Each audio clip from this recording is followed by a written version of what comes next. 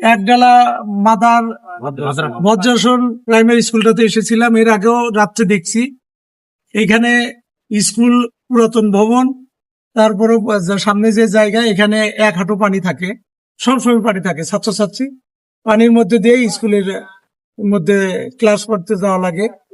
আমি আজকে দেখে গেলাম এবং আমি মেম্বার সহ আলিমের দায়িত্ব দিয়ে গেলাম। ইঞ্জিনিয়ার পাঠাবো পানি নিষ্কাশনের একটা ব্যবস্থা করার জন্য। ইঞ্জিনিয়ার এস্টিমেট দিলে আমি চেষ্টা করব তাড়াতাড়ি এই পানি নিষ্কাশন ব্যবস্থা করার জন্য। আর আমার নজরে আছে অতি তাড়াতাড়ি এই বিল্ডিংটা করা যায় কিনা।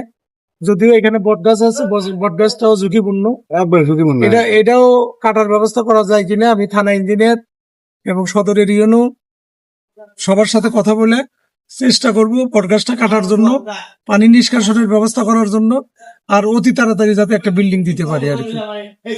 আমার চেষ্টা অব্যাহত থাকবে আগামী দিনে, যাতে ছাত্রছাত্রীর কষ্ট না হয়, এলাকার যাতে কষ্ট না হয়, এলাকার লোকজনের যাতে এখানে ভালোভাবে ছেলে মেয়ে যাতে পড়ালেখা করার জন্য এখানে পাঠাইতে পারে।